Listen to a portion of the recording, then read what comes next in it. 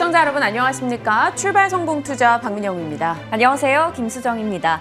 주말 내내 산불 소식에 전쟁과 질병 등등 안타까운 소식들만 요즘 계속해서 들려오고 있습니다. 네. 그러다 보니 빨리 또 예전 같은 삶으로, 안정적인 삶으로 돌아가고 싶다라는 갈망이 더 커지는 것 같아요. 네, 정상적인 삶이 무엇인가 한 번 더 생각하게 되는 것 같고요. 주식시장도 그 영향권에 계속 놓여 있잖아요. 그러다 보니까 실적과 숫자로 정말 기본적인 증시에서 체크하는 이 포인트들로 기업들이 제대로 주가 평가를 좀 받을 수 있는 시기가 빨리 왔으면 좋겠다라는 생각이 듭니다. 그런 바람을 담아서 저희 오늘 이슈와 전략 챙겨볼 거고요. 우선 시작은 우리가 쉬는 사이에 뉴욕장 마감 어떻게 됐었는지 체크할까요? 네, 먼저 뉴욕 증시 금요일 마감 현황부터 체크해 보도록 하겠습니다. 금요일에 2월 신규 일자리 수가 67만 8천 개가 증가했고 실업률이 3.8%로 떨어지는 등 고용이 안정적이다라는 이야기가 나왔음에도 불구하고 러시아와 우크라이나 전쟁이 핵 위기로 더 커질 수 있다는 우려 속에 뉴욕 증시는 하락 마감했습니다. 필라델피아 반도체 지수도 2%가 넘게 빠졌고 10년물 국채금리도 6% 넘게 빠지면서 1.72%를 기록했고요. 국제유가는 7% 가까이 올라가면서 115달러 선에서 마감 지었습니다. 그러다 보니 섹터별로 보더라도 이 뚜렷한 모습이 나타나는데 지정학적 리스크의 에너지와 방산주만 강세를 보였습니다. 애플과 엔비디아 등 대형 기술주들이 2에서 3% 내외로 약세를 보였고요. 그리고 국채금리가 하락하자 금융주도 부진한 모습을 나타냈습니다. 또 델타항공을 비롯해서 항공주, 크루즈 관련주까지 모두 부진한 흐름을 나타냈고 마이크론이 8% 정도 빠지는 등 반도체주도 부진했습니다. 반면에 백악관에서 러시아산 원유에 대한 수입 금지 조치를 배제하지 않겠다 라고 얘기를 하면서 WTI 가격이 약 13년 만에 최고치를 기록했고요. 일주일 동안 유가는 26%가 넘게 상승했습니다. 그러다 보니 엑소모빌 비롯해서 에너지주가 강한 모습을 나타냈고 저희가 3월 2일에 방송에서 슬픈 호황을 누리고 있다라고 표현을 했었던 방산주들, 로키드 마틴을 비롯해서 방산주들이 또다시 시장에서 주목을 받는 모습이었습니다. 뉴욕장의 분위기 여실히 좀 시장의 우려와 기대에 섞인 부분들을 좀 잘 반영을 했다라는 느낌이 드는데요. 도무지 반도체주가 좀 안 가주는 게 아쉽습니다. 답답합니다. 네, 네. 마이크론이 또 이렇게까지 빠질 줄 몰랐는데 이게 또 우리 장에 어떤 영향을 줄지 체크가 좀 필요할 것 같고요. 앞서 언급을 해주셨습니다만 한 주 사이에 국제유가가 큰 폭으로 급등했다라고 이야기를 주셨죠. WTI 상승 소식이 계속해서 지금 전달되고 있습니다. 14년여 만에 최고치를 기록했다라는 소식이 들려왔고요. 일각에서는 글로벌 금융위기 당시에 기록했었던 145달러를 넘어설 것이다라고도 분석 나옵니다. JP모건 측에서는 185달러까지 갈 수 있다라고 전망 내놓고 있죠. 지금 러시아산 원유 66%가 구매자를 찾지 못하고 있다. 러시아산 원유에 대한 보이콧 움직임도 나오고 있죠. 러시아산 원유 조달이 일단 안 되고 있다는 것도 시장에는 분명 유가 상승의 여파를 줄 것이다라고 이야기하고 있습니다. 이 원유 상승으로 인해서 원자재 가격 상승의 움직임은 더 빨라지고 있습니다. 그러다 보니까 인플레에 대한 우려가 더욱더 심화되고 있겠죠. 신용평가사 무디스에서는 원자재 가격 압력이 올라가고 있고 이건 신흥국에 좀 더 큰 압박이 될 것이다라고 얘기하고 있습니다. 인도, 중국, 한국, 일본 등의 부담이 된다라고요. 우리도 체감하고 있죠. 에너지 의존도가 무려 100%이기 때문에 우리는 이 원재료 가격 상승이 분명 큰 타격을 줄 겁니다. 경제나 주식시장 두루두루요. 하지만 일각에서는 금융시장으로 놓고 봤을 때는 이미 선제적인 조정을 받았다. 추가 하락의 가능성은 설득력이 낮다라고 이야기합니다. 그리고 인플레에 대해서 걱정하는 가장 시작의 근원은 코로나로 인해서 결국에는 공급망 병목으로 인한 인플레였는데 이 부분이 지금 세계적으로는 엔데믹으로 가고 있지 않느냐. 그러니까 인플레가 지금보다 더 악화되겠느냐라는 시각도 분명히 있습니다. 두루두루 반영을 해야겠죠. 하지만 분명한 건 단기간으로는 끝나지 않을 문제라는 게 되겠습니다. 일단 원자재 가격 상승은 지금 우리 글로벌 금융시장에는 어느덧 상수가 되어 있죠. 삼성에서는 이러한 흐름이 이어진다면 지금 선호되고 있는 섹터의 상승은 조금 더 연결될 것이다라고 이야기를 하고 있습니다. 그래서 유가 상승으로 인해 원자재 가격 상승으로 인해서 우리가 봐야 되는 섹터를 좀 추렸는데요. 가격 정가가 가능한 업체들 좀 봐야 한다라면서 철강, 금속, 에너지를 삼성에선 이야기하고 있습니다. 그리고 물류나 공급망 재정비 쪽에서는 지속적으로 주목받고 있는 해운 그리고 조선을 살펴야 된다라고 말하고 있고요. 끝으로 이 국방비 증가기조, 결국 방위산업주 추가적인 상승 여력이 남아 있다라는 표현이 들려왔죠. 이쪽에 대한 의견들은 저희 계속해서 브리핑을 해드렸습니다. 하나만 좀 보고 갈게요. 비철금속과 같은 소재 업종에 추가 상승 여력이 남아있다라는 의견인데요.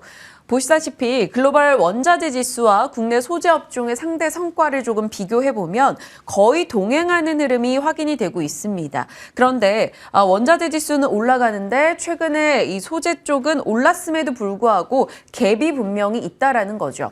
그래서 비철금속과 같은 금속 소재 같은 업체들은 추가적인 상승 여력 남아 있다라고도 의견을 냅니다.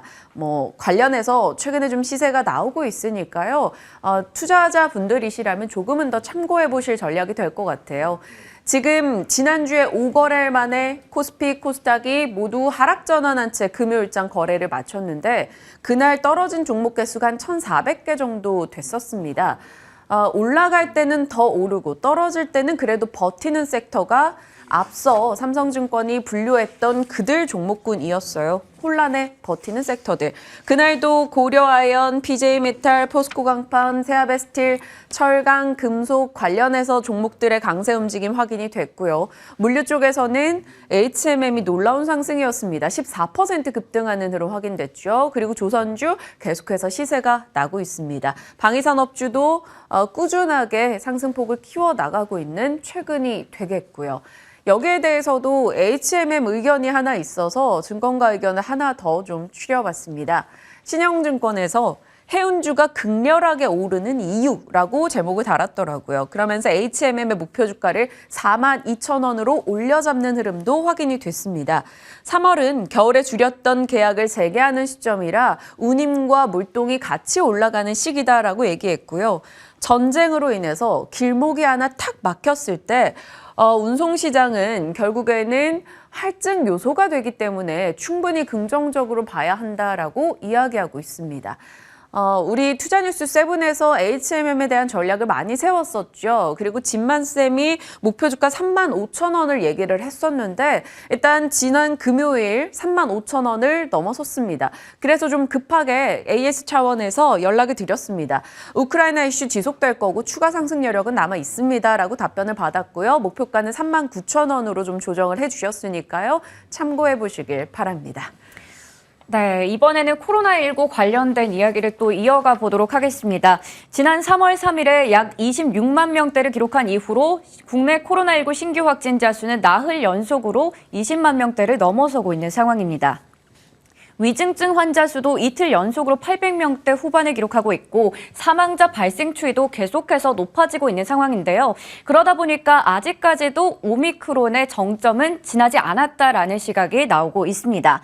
하지만 정부에서는 방역 지침을 완화하고 있죠. 3월 1일에는 정부에서 카페와 식당 등 다중 이용시설에 대한 방역 패스를 잠정적으로 중단을 했습니다. 3월 5일부터 3월 20일까지는 카페와 식당에서 오후 11시까지 영업이 가능하게 1시간을 연장했고요. 그리고 사적 모임 제한 인원은 6인을 그대로 유지했습니다. 또 3월 21일부터 정부는 본격적인 거리두기 완화 조치를 검토하겠다라는 이야기를 내놓았습니다. 그러다 보니까 시장에서는 또 관련주들이 움직일 수밖에 없는데 먼저 엔터주부터 체크를 해보겠습니다. 3월 10일 그리고 3월 12일, 13일에 방탄소년단이 콘서트를 연다고 해요. 2년 만에 서울에서는 대면 콘서트가 열린다고 하는데 지금 서울에서도 콘서트를 열고 다음 달에는 라스베이거스에서 콘서트를 갖는다고 합니다. 예매 개시하자마자 예매 예매 첫날에 전석이 모두 매진이 됐고 예매를 개시하고 나서 접속 대기자 수만 20만 명을 기록하는 등 정말 엄청난 인기를 또 보였다고 합니다. 그러다 보니 엔터주들은 여전히 좀 관심을 보이는 모습인데 받고 있는데 하이브가 지난 한 달 동안 11% 넘게 올랐고 JYP 엔터테인먼트도 15%대로 YG 엔터테인먼트도 18% 넘게 SM도 12% 넘게 한 달 동안 올랐습니다. 그러다 보니 우리는 또 리오프닝주 얘기를 해야 될 것 같은데요. 참을 수 없는 소비, 결국 다시 또 리오프닝주라는 제목을 달아봤습니다. 이베스트 투자증권에서는 정부가 일상 회복의 전략을 준비하는 만큼 올해는 참을 수 없는 소비가 터져 나올 것이다 라고 얘기를 했고요. 의류와 주류, 백화점과 편의점 등을 다시 봐야 할 때라고 얘기했습니다. 그래서 제가 임의로 종목들을 한번 뽑아봤는데요. 의류주에서는 F&F, 신세계 인터내셔널, 더 네이처홀딩스, 한섬까지 정해봤습니다. 신세계 인터내셔널과 더 네이처홀딩스가 좀 강한 모습을 나타냈고 한섬은 5% 정도 한 달 기준으로 빠졌습니다. 그리고 주류에서는 하이트진로, 무학, 제주 맥주 등이 강했고 특히나 제주 맥주가 거의 28% 이상 올라갔습니다. 또 백화점 관련주들도 신세계부터 시작해서 줄줄이 올라갔었고요. 편의점 관련주는 생각보다 롯데지주를 제외하고는 좀 부진한 모습을 나타냈습니다. 저희가 다음 페이지를 보시면 리오프닝주에 대한 이야기는 한두 번이 아니었습니다. 제가 언제 했었는지 좀 체크를 해보니까요. 지난 2월 7일에도 리오프닝주를 얘기를 하면서 리오프닝주 이번에는 다를까? 그동안 워낙에 리오프닝주에 대한 관심을 가져보자 해서 주가가 올랐다가 또 목표 주가를 하향하는 일이 일어나고 이런 게 반복이 됐었는데 이번에는 믿어도 될까라는 이야기를 했었습니다. 그리고 지난주 이 3월 3일에도 집만스픽을 통해서 거리두기 조기 완화 수혜주로 하이트진로, 참 좋은 여행, 현대백화점 이렇게 세 종목을 알려드리기도 했었죠. 그래서 제가 이번에는 증권가스 픽을 한번 뽑아봤는데요. 증권가에서는 어떤 종목들을 좀 바라보고 있을까요? IBK투자에서는 현대백화점, 신세계, 클리오, 아모레퍼시픽 등 다양한 종목들을 얘기하고 있었습니다. 그리고 삼성증권에서는 신세계 인터내셔널에 대해서 코로나 국면이 완화되면 턴어라운드 가능성이 높은 사업 포트폴리오를 갖추고 있다고 이야기를 했습니다. 유한타에서는 롯데쇼핑을 얘기했고 하나금융투자에서는 하이트진료에 대해서 주류의 이 총수요가 회복되는 기대감 그리고 소주의 판가 인상에 대한 기대감을 제시했습니다. 하지만 다른 의견을 또 제시하고 있는 곳들도 있는데 주의할 점이 있다라고 보고 있는 겁니다. KB증권에서는 코로나19 이전부터 매출 추세가 시원치 않았던 종목들은 제외하자라고 이야기를 하고 있고 한국투자증권에서는 오프라인 기업의 선별적인 접근이 필요한데 패션과 잡화 카테고리의 성장세가 안정적이었다라고 얘기를 하고 있습니다.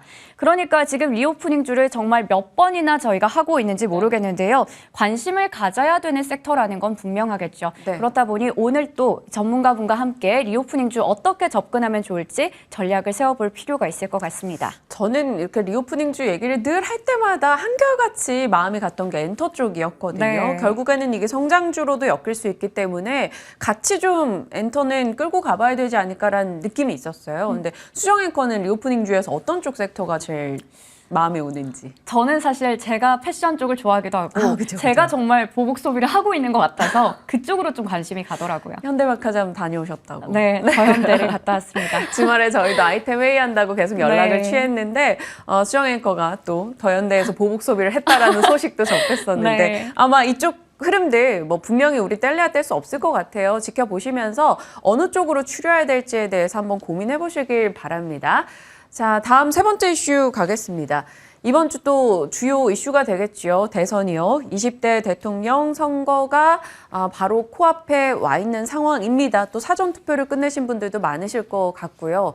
과거 대선이 어땠는가, 요즘에는 그런 얘기들 많이 나오잖아요. 짤막하게 좀 정리하면서 정치 테마주에 대한 얘기를 살짝 하고 가도록 하겠습니다. 정권별 코스피 등락률을 살펴봤더니요.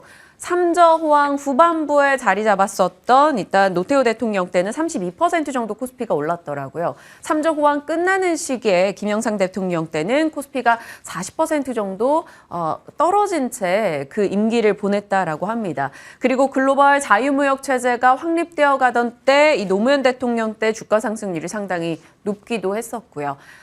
이걸 왜 전해드리냐 하면요. 하나투자증권에서 이런 표현을 썼더라고요.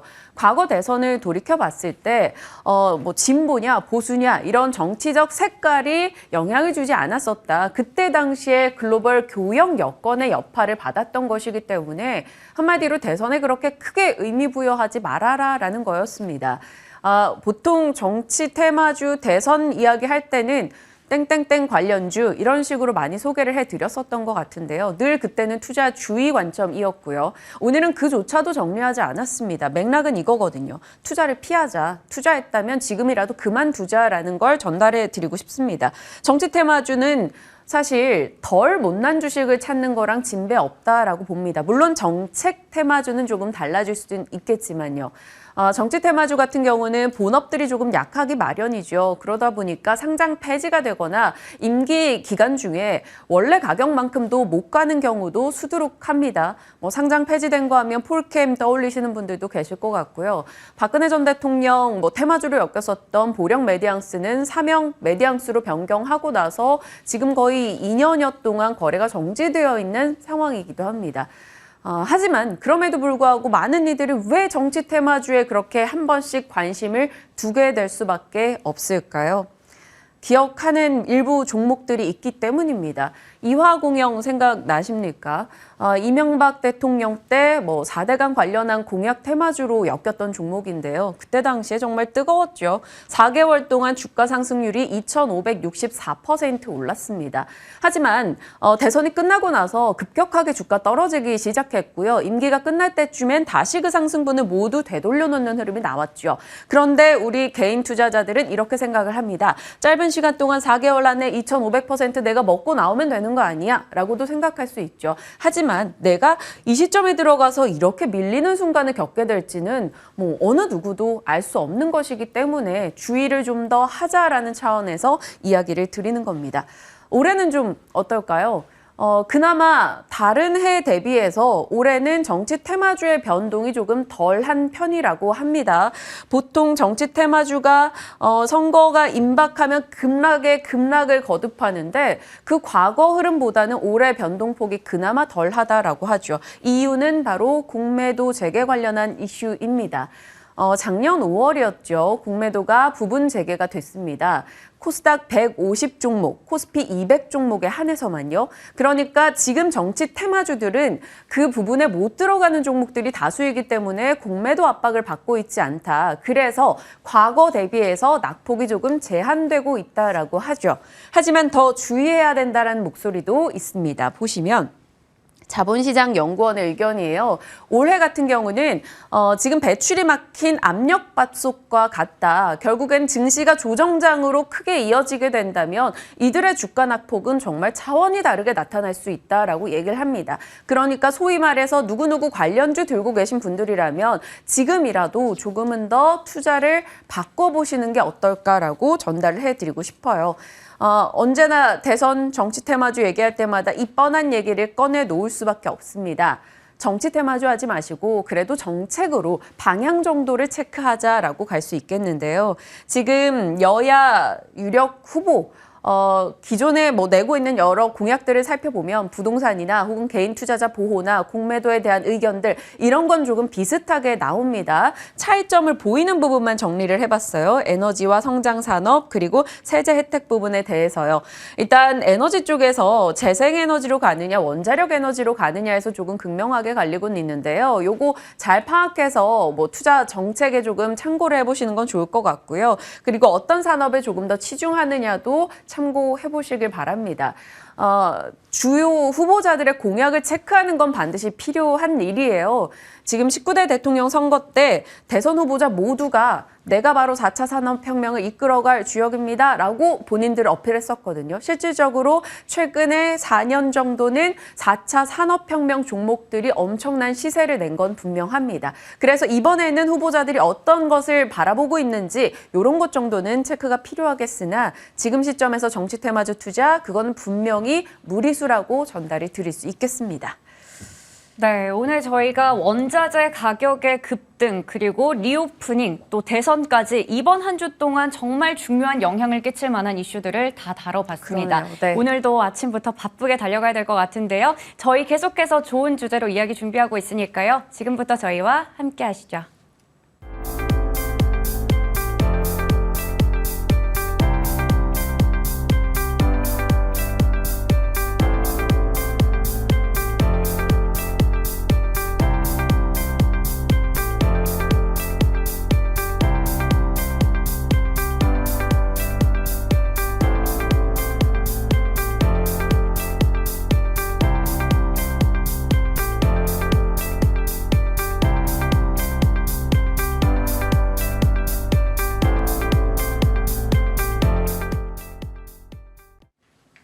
투자 아이디어를 얻어보겠습니다. 앞서 다뤄봤던 이슈들 포함해서 두루두루 전략 챙겨보도록 할게요. 오늘 함께하는 분 교보증권의 사영관 차장님 자리하셨습니다. 어서 오세요. 안녕하세요. 네. 지금 시장에서 제일 걱정하는 건 뭐 한 2달 내내 저희가 네. 이야기를 나눴었는데 결국에는 물가입니다. 그렇죠. 인플레요. 맞아요. 유가 상승 소식이 또 전달이 됐고 이게 뭐 185달러 전망까지 나오니까 네. 이거 인플레 좀 만만치 않고 잡기도 어렵겠다라는 생각이 드는데 네. 인플레 관련해서 저희가 뭐 그래도 좀 노려볼 만한 빈틈 네. 이렇게 전략을 짜볼 섹터가 있다면 뭐가 있을까요? 맞습니다. 인플레에다가 또 전쟁까지 겹쳐지면서 네. 뭐 안타까운 현실이지만 어쩔 수 없이 저희는 투자자로서 좀 투자를 할 수 있는 그런 섹터와 종목들을 찾아야 될 것 같아요. 그래서 대표적으로는 가장 이제 안전자산이라고 불리우는 좀 금이 있을 것 같아요. 근데 금을 실물로 여러분들이 투자를 하시게 되면 10%의 부가세가 붙습니다. 그렇기 때문에 이제 대표적인 ETF 같은 것들이 좀 있을 수가 있는데요. 타이거 ETF 골드 선물이라고 있습니다. 네. 그쪽으로 하게 되면은 거래세 정도만 부담을 하시고 금 쪽으로 투자를 하실 수 있는 좋은 수단이 하나가 좀 될 것 같아서 먼저 말씀을 드렸고요. 그 뒤쪽으로는 또 요즘에 한창 주가를 올리고 있는 해운주들 그쪽들이 굉장히 탄력이 좋은 모습들을 보여주고 있거든요. 네. 일단 뭐 전체적으로 봤을 때 해운 운임 상승세가 올해에도 계속 지속이 되고 있는 모습입니다. 지금 1월 달에 미국 동부 노선이나 유럽 연합 노선을 보게 되면 운임이 작년 동월 대비했을 때 한 3배 이상 높은 가격대에서 형성이 되고 있었거든요. 그런데 그러한 오름 추세가 계속적으로 유지가 되는 모습들을 보여주고 있고요. 올해에도 지금 보게 되면 현재까지 상해 컨테이너 운임 지수가 전년 동월 대비해서 한 8% 이상 높은 수준에서 유지가 좀 되고 있는 그런 부분입니다. 그래서 이게 해운주가 그런 부분들을 바탕으로 해서 호실적을 또 발표를 했어요. 네. HMN 같은 경우에 영업이익 7조 4천억을 발표를 하면서 굉장히 높은 전년 대비했을 때 한 7.5배 수준의 영업이익을 냈다라고 발표를 했습니다. 그만큼 해운 운임의 상승이 계속적으로 지속이 되고 있는 부분들을 바탕으로 호실적을 냈다라고 보시면 될 것 같고요. 앞서 김진만 팀장님이 네. 저희와 함께 HMM 다뤄볼 때 35,000원 목표가 네. 얘기하셨고 돌파가 돼서 39,000원으로 상향했거든요. 맞아요. 차장님도 뭐 목표 주가 네. 어느 정도 생각하세요? 저도 한 4만 원 부근까지는 일단 생각을 좀 하고 있는 부분들이고요. 왜냐하면 이게 어떤 전쟁 부분이 겹쳐진 것도 있고 그게 아니었다고 하더라도 네. 굉장히 코로나의 어떤 이연 수요라던가 물동량들이 굉장히 조금 많은 상태에서 전쟁까지 터져버리다 보니까 그런 부분이 또 HMN 같은 경우에 러시아 쪽에 노선 운항을 하고 있는데 네. 그 부분을 검토를 중단하는 부분을 검토하겠다라는 얘기가 나오면서 더 큰 상승폭을 좀 보여주고 있거든요. 이런 부분에 있어서 어떤 기관 위주의 수급들이 강하게 유입이 되고 있기 때문에 이런 부분에 있어서 단기적인 탄력은 충분히 좀 더 나올 수 있다라고 보고 있어요. 네. 네. 저희 개장전 성공 전략의 또 한 출연자께서는 HMM이 조금 많이 오르기도 했으니까 지금 오히려 또 페노션이 좀 더 관심을 받아서 맞아요. 상대적 저평가로요. 체크해 볼 수 있다라고 얘기를 하는데 이게 또 컨테이너선과 벌크선을 달리 봐야 되는지 맞아요. 어찌 네. 봐야 될까요? 이거는 조금 다른 결로 보셔야 될 것 같고요. 일단은 말씀하신 페노션이나 대한해운 같은 쪽은 벌크선사예요. 컨테이너선 쪽이 아니기 때문에 주로 철광석이라던가 석탄 이런 쪽에 원자재를 실어 나르는 배라고 생각을 하시면 됩니다. 그런데 이쪽에서 BDI 이제 발틱 운임 지수를 주요하게 보거든요. 네. 저쪽에 이제 HMN 같은 경우에는 상해 컨테이너 운임 지수를 봐야 될 것 같고요. 근데 이 BDI 지수가 작년 10월 정도에 최고점을 찍은 이후에 1월 달이었나요? 1,300까지 떨어졌어요. 그런데 급락을 했던 거죠. 2월 달에 2,000 아래쪽까지 또 올라왔습니다. 굉장히 심한 변동성들을 계속 보여준단 말이에요. 이런 부분들이 이제 지정학적 리스크라던가 어떤 코로나 부분으로 관련된 물자의 운송 이런 것들과 관련이 있겠죠. 그런데 3월 달 들어와서는 2천을 넘겼어요, 또. 네. 예, 2천을 넘기는 그런 파동들이 나오다 보니까 상대적인 저평가 얘기들이 분명히 나오고 있기는 한 것 같습니다. 그래서 이런 BDI 지수가 과연 어디까지 올라올 것인가 이런 부분들 좀 봐야 될 것 같고요. 어떤 중국의 춘절 이후의 철광석들 이런 부분들에 대한 수요 회복 기대감 이런 것들까지 같이 보셔야 될 것 같고 내년에 탄소 규제를 이제 중국에서 시행을 한다고 했을 때에는 굉장히 그런 부분들도 기회 요인이 분명히 될 수가 있을 거다라고 보고 있어요. 일단 코로나19가 확산이 계속적으로 되고 있습니다. 이게 어떤 뭐 치명률이나 이런 것들 자체가 높지는 않은데 확산세 자체는 계속되고 있기 때문에 산업 전반에 분명히 영향을 미치고 있는 것은 확실하거든요. 그렇다고 하면은 이 운임의 안정세가 쉽사리 찾아오지 않을 가능성도 우리는 좀 염두에 두면서 투자를 하되 단기적으로 너무 오른 건 또 맞아요. 네. 시장 대비해서도 여러 가지 아까 말씀드렸던 요인들을 바탕으로 급격한 상승을 이뤘기 때문에 이런 부분에 있어서 어떤 순환매 성격으로 기관들의 자금이 빠져나간다 했을 때에는 어떤 이런 실적 모멘텀이라던가 여러 가지 모멘텀과 관계없이 올랐던 만큼 산 모양을 만들고 빠질 가능성도 분명히 있다라고 보이거든요. 그렇기 때문에 신규로 접근하실 분들은 분명히 수급도 같이 체크를 하시면서 접근하셔야 될 것 같습니다. 보유자분들이야 조금은 마음 여유 있게 끌고 갈 수 있겠습니다만 신규 매수자분들 같은 경우는 수급을 좀 잘 지켜보시면서 좀 기민한 대응이 좀 필요하지 않을까 싶습니다. 해운주에 대한 이야기였어요. 더 관심 받을 여건인 건 맞다라는 게 좀 다수의 의견이 되겠네요.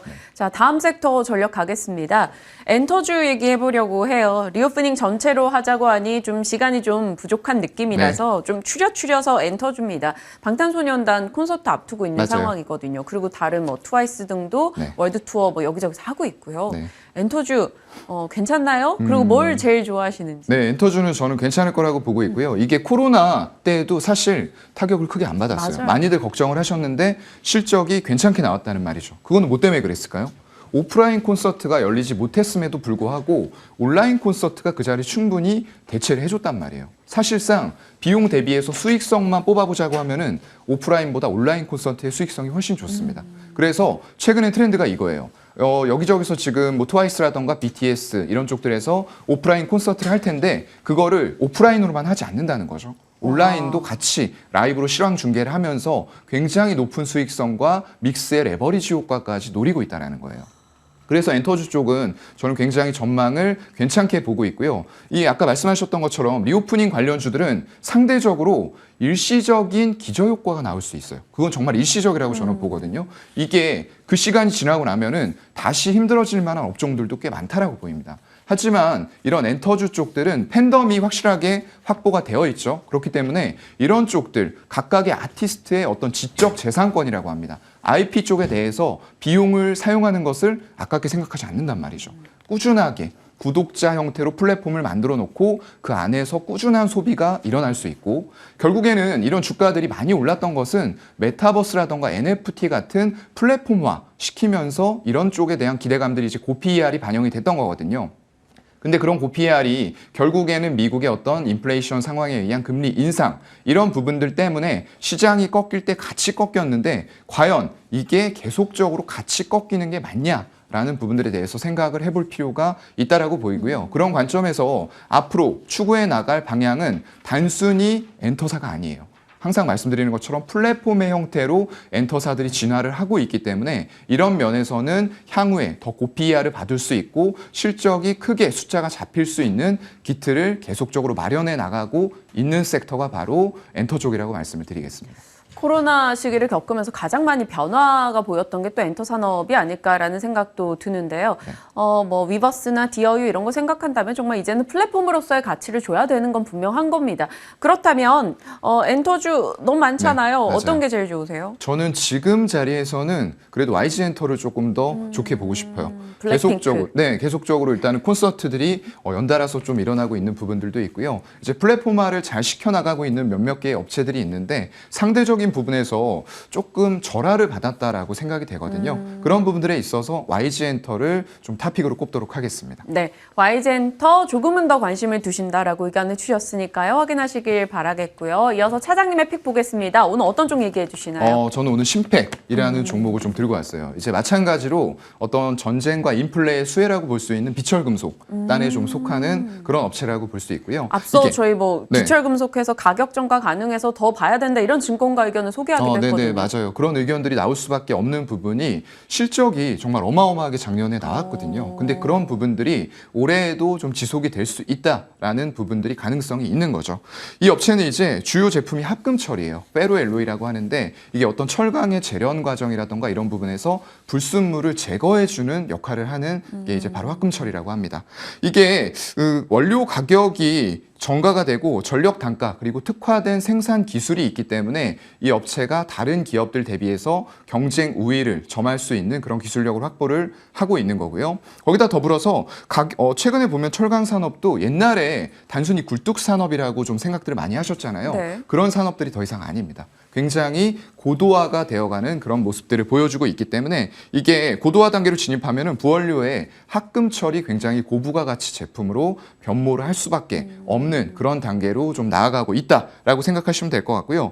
100% 자회사인 심팩 인더스트리가 있어요. 네. 그쪽에서 이제 전기로 2기를 보유를 하고 있는데 한 기에서 풀캐파로 생산을 해서 포스코 쪽으로 전량 납품을 하고 있는 그런 상황이고요. 이게 앞으로 상황이 점점 더 호전이 된다고 하면은 이미 캐파가 확보가 되어 있는 상태이기 때문에 더 이상의 증설이 단기적으로는 필요하지가 않다는 거죠. 그만큼 숫자가 빠르게 늘어날 수 있는 체제를 구축을 하고 있다라는 부분이 될 것 같고요. 3분기 누적으로 봤을 때 매출액이 3,800억. 정도가 나왔습니다. 거기다가 영업이익은 540억을 넘기면서 굉장히 좋은 실적을 달성을 하고 있는 중이고요. 아마 4분기에도 사상 최대 분기 실적을 또 달성을 할 것으로 보이거든요. 그렇다고 봤을 때에는 굉장히 지금 주가는 PER 단으로 봤을 때도 낮은 상태, 저평가 상태에 좀 머물러 있다라고 생각이 되고요. 물론 이런 부분들이 믹스가 되면서 내년도에는 어떤 소폭의 단가 조정이라던가 이런 부분들이 있을 수 있어도 네. 전체적인 사업부의 실적들이 고르게 견인을 해주면서 굉장히 좋은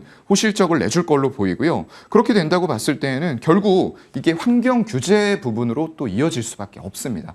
페로망간이라던가 페로엘로이 쪽이 예전에는 이제 고탄소 제품들이 많이 나갔어요. 근데 이게 환경 규제가 걸리다 보니까 어떻게 해야 되죠? 탄소를 줄여 나가야 됩니다. 그렇게 되면은 저탄소 제품이 점점 더 많이 팔리는 구조로 가면서 영업이익률이라던가 이런 딴에도 훨씬 더 큰 도움을 줄 수 있는 제품들이 많이 출하가 될 수밖에 없는 구조적인 환경에 놓여 있다라고 말씀을 드리겠습니다. 7,700원의 금요일 종가 기록했습니다. 최근에 좀 주가는 많이 올라와 있던 상황인데 네.